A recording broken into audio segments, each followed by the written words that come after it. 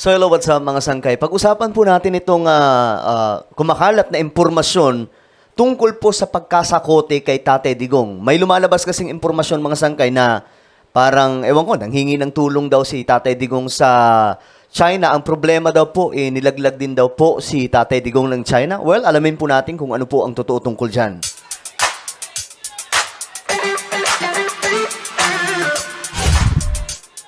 Yo, what's up guys? This is me. I'm back for another vlog today. Kamusta po mga kababayan, mga solid sangkay?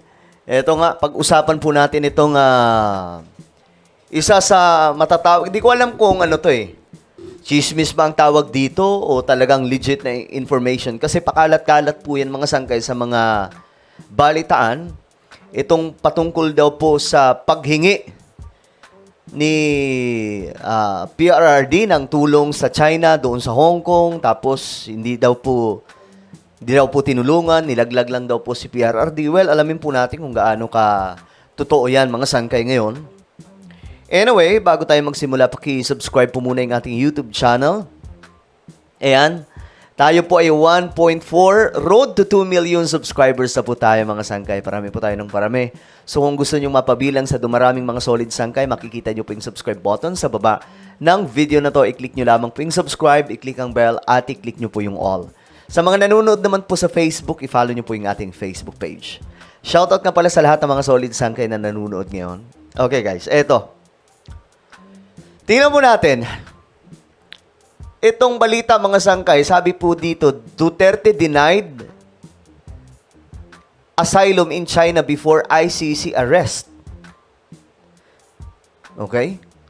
So, sabi dito, China allegedly rejected Rodrigo Duterte. Galing po ito sa GMA News at saka sa ibang mga pahayagan. Ang China daw, sabi po dito, nireject daw po si Tatay Digong yung kanyang request for asylum. Ibig sabihin mga sangkay, gusto niya magpaampun sa China, gusto niya maging kumbaga humingi ng tulong before he was arrested by the International Criminal Court. According to a source who provided details how the former president was arrested by the Philippine authorities. Well, tingnan po natin ito mga sangkay kung gaano katotoo ito. So, ibig sabihin, kung totoo man, talagang kawawa po dito si PRRD. Matapos po siyang pakinabangan ng China, ilalaglag lamang po siya ng China ng galong-galon na lamang. O, ayan mga sangkay. According to, 24 oras report by Maki Pulido on Thursday. Meron ba niyan dito mga sangkay? Try nating hanapin. Pero ito, basahin po natin. A trusted source, sabi dyan, mga sangkay, isa pong mapagkakatiwalaang source daw, di umano. Okay?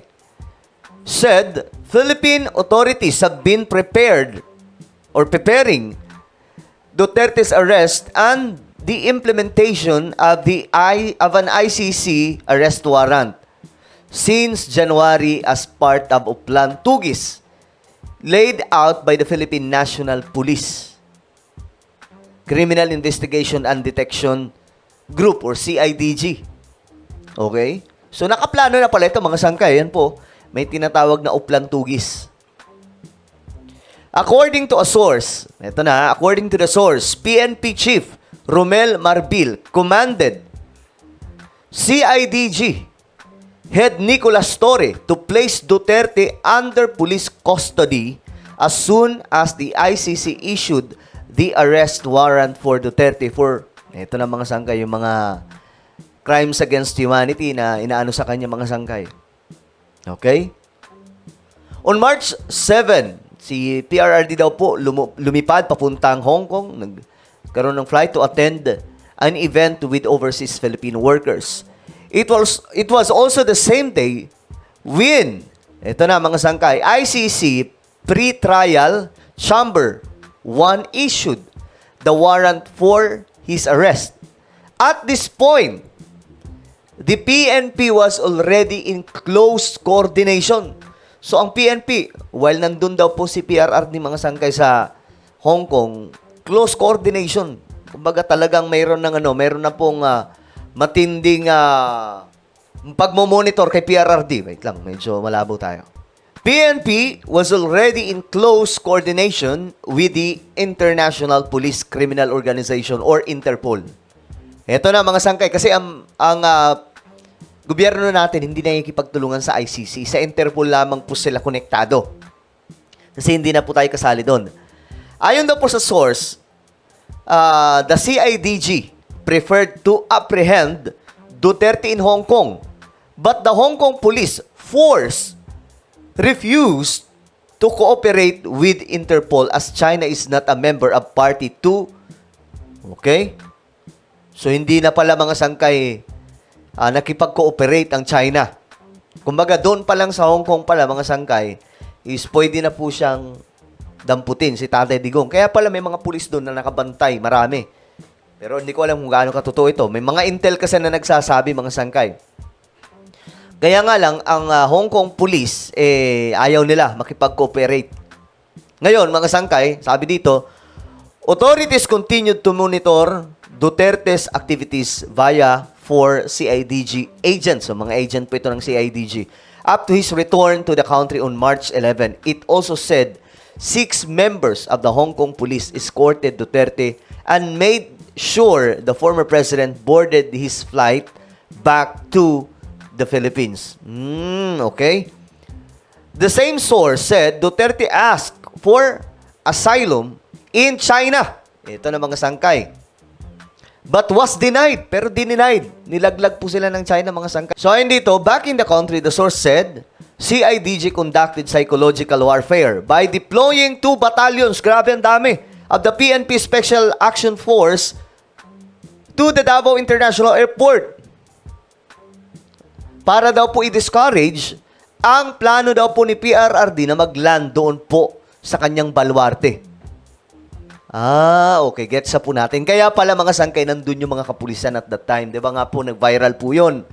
Tapos nagpapalusot pa ang PNP noon na sabi nila, hindi, wala, natural lang yan na gawain ng mga pulis. Actually, hindi lang naman sa Davao. Sa iba't iba pa daw lugar, ganun daw pong nangyayari mga sangkay. Pero sobrang weird, no? Medyo very confusing. Teka lang, ano ba nangyayari doon sa Davao? Bakit ang daming pulis? Pati sa airport, ang daming pulis. Yun na pala yun. Kumbaga, nagpadala lang doon ng maraming mga pulis para ma-discourage si Tatay Digong na umuwi o doon mag-land sa Davao.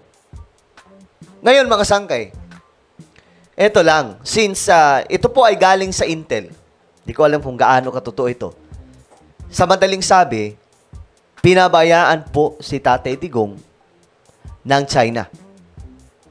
After all, di ba? After all, mga sangkay ng pagkakaibigan, after all ng friendship ng Duterte administration at Xi Jinping administration, ito lang po ang ginawa sa kanya, mga sangkay. So, wala rin nangyari. So, ewan ko, anong masasabi dito ng mga DDS? Magiging pro-China pa ba kayo kung ganito ang ginawa ng China kay Tatay Digong? Diba? Nilaglag po si Tatay Digong ng China. Nanghihingi po ng tulong si PRRD daw sa China, mga sangkay, pero ayon po sa report, denied. Hindi daw po tinanggap ng China. Kawawa naman, mga sangkay, no?